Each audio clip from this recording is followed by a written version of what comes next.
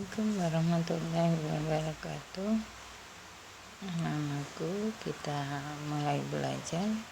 Kita lanjut materi dengan KD lanjutan tentang teks eksposisi, yaitu 3.6, yakni menelaah isi dan struktur teks berupa artikel ilmiah populer dari koran, majalah yang diperdengar atau dibaca.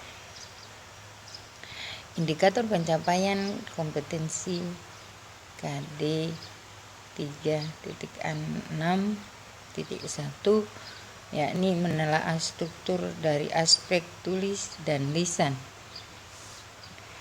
teks eksposisi yang diperdengarkan atau dibaca. 3.6.2 yakni mengidentifikasi unsur kebahasaan dari aspek tulis dan lisan teks eksposisi yang diperdengarkan atau dibaca. Kita mulai dengan KD 3.6.1, yaitu mengidentifikasi struktur teks eksposisi. Struktur teks eksposisi yang diantaranya sebagai berikut. A. Judul-judul adalah nama. Saya ulangi, judul adalah nama sebuah karangan. Dengan judul itu, sebuah karangan mempunyai identitas. Judul dalam teks atau karangan biasanya diambil dari tema karangan. B. Tesis. Tesis adalah bagian pembuka teks.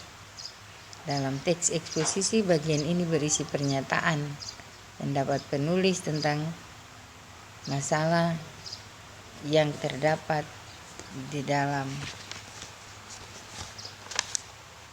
kehidupan masyarakat. Pendapat ini sesuai dengan sudut pandang penulis.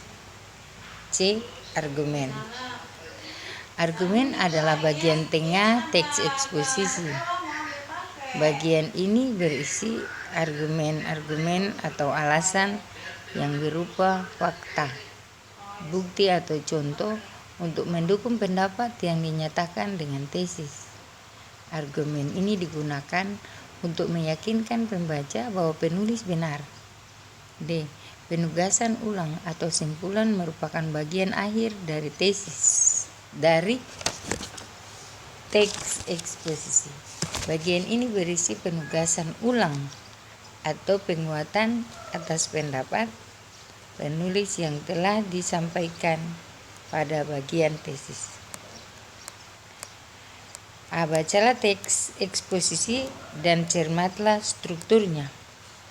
Teks ini saja mencoba untuk memberikan contoh kepada kalian dengan judul Teknologi Tepat Guna Berdaya Ekonomi Keluarga.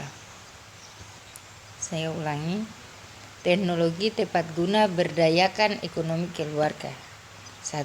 Program kewirausahaan. Untuk perluasan kesempatan kerja yang dilakukan lewat penerapan teknologi tepat guna atau TTG dapat memberdayakan ekonomi rumah tangga. Kegiatan ini banyak dimanfaatkan terutama oleh masyarakat pedesaan. Ada beberapa alasan dan contoh mengapa TTG dapat memberdayakan ekonomi keluarga. 2. Pertanian.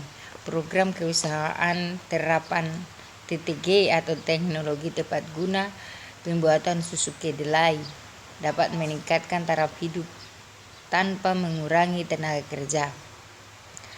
Adanya terapan teknologi tepat guna akan meningkatkan nilai tambah dengan tenaga kerja yang tetap, tetapi penghasilan bisa bertambah. 3. Di samping itu, program juga dapat meningkatkan produktivitas produk kedelai yang diolah dengan teknologi tepat guna akan menghasilkan kualitas susu kedelai yang telah banyak dan baik dalam waktu lebih singkat. 4. Teknologi tepat guna atau TTG dapat juga digunakan untuk menggali potensi suatu wilayah untuk meningkatkan ekonomi masyarakatnya. TTG dapat menjadi sasaran untuk menciptakan peluang kerja mandiri dan memperluas kesempatan kerja. 5. Oleh karena itu, program tersebut perlu dikembangkan karena terbukti dapat meningkatkan taraf hidup masyarakat. B.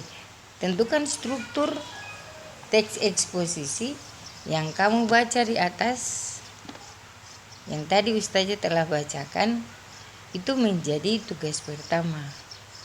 Tugasnya akan Ustazah kirim pada WA kelas. Kalau tadi itu KD 36.1, sekarang penjelasan tentang KD 36.2, yakni menelaah kaidah kebahasaan teks eksposisi.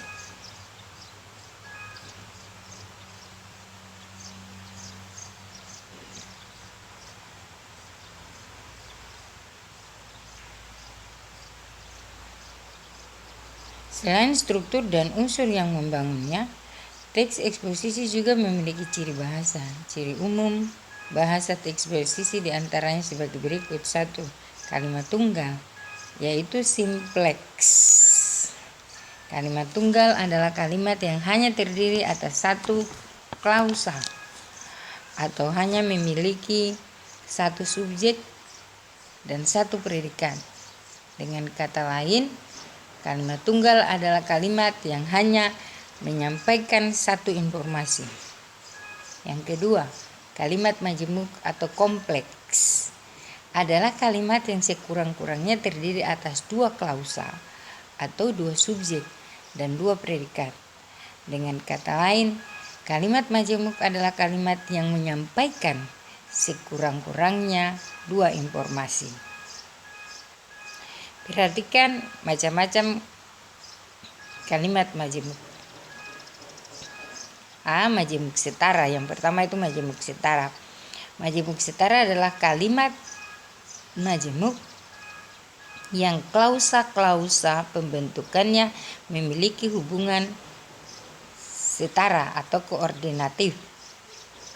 Hubungan setara itu ditandai dengan kata penghubung atau konjungsi sebagai berikut.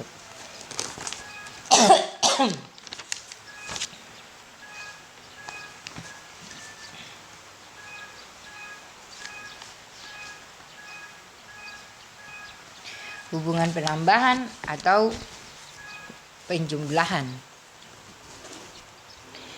Contohnya dan, lagi, serta, lagi pula, bahkan, lalu, kemudian, baik, maupun. Yang kedua adalah hubungan perlawanan atau pertentangan. Contohnya tetapi, namun, padahal. Yang ketiga, hubungan sebab akibat, karena itu. Contohnya karena itu, sebab itu, oleh karena itu, oleh sebab itu. Yang keempat, hubungan pemilihan. Contohnya atau. B adalah majemuk bertingkat. Adalah kalimat majemuk yang klausa pembentukannya memiliki hubungan bertingkat atau subordinat.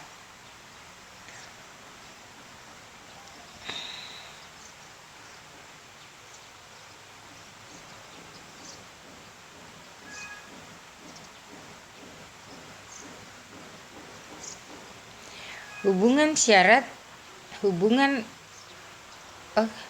kita masih pada hubungan kesetaraan ya.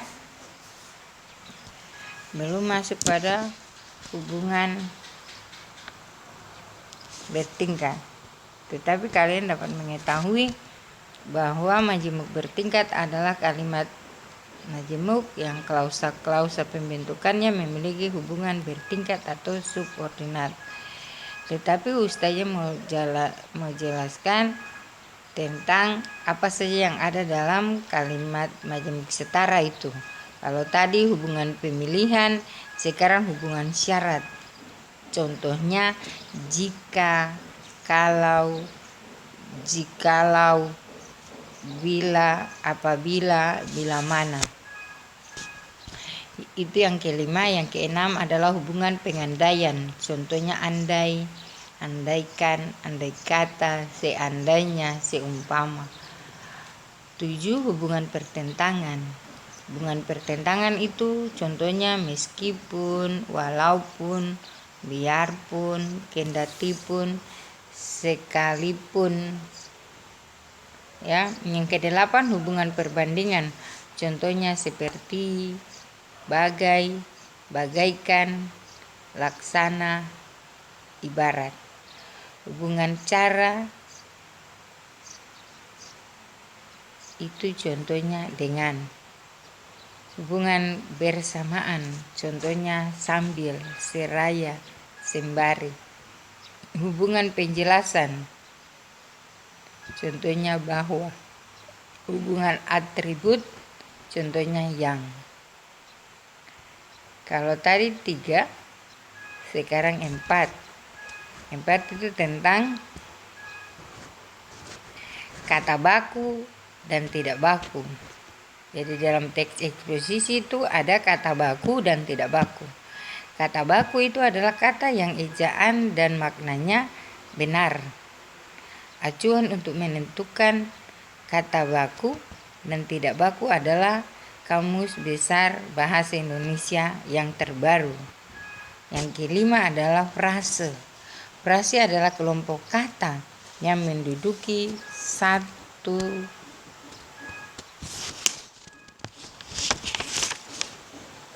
jabatan atau fungsi dalam kalimat.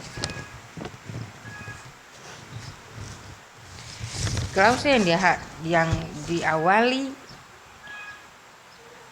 kata penghubung adalah klausa anak kalimat, sedangkan klausa yang lainnya adalah klausa induk kalimat.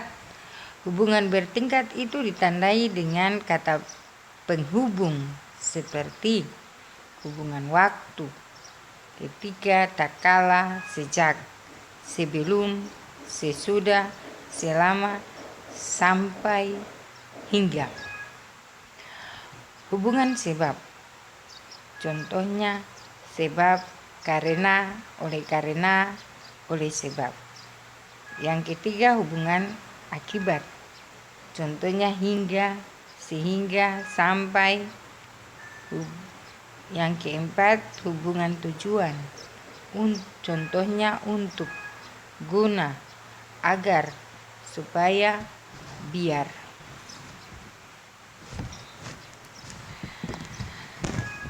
Kita lanjut untuk kalau tadi frase, sekarang pronomina atau kata ganti.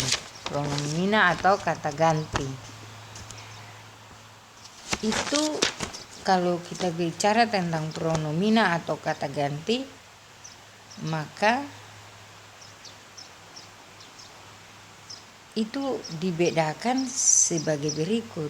Contoh 1, yakni satu kata ganti orang.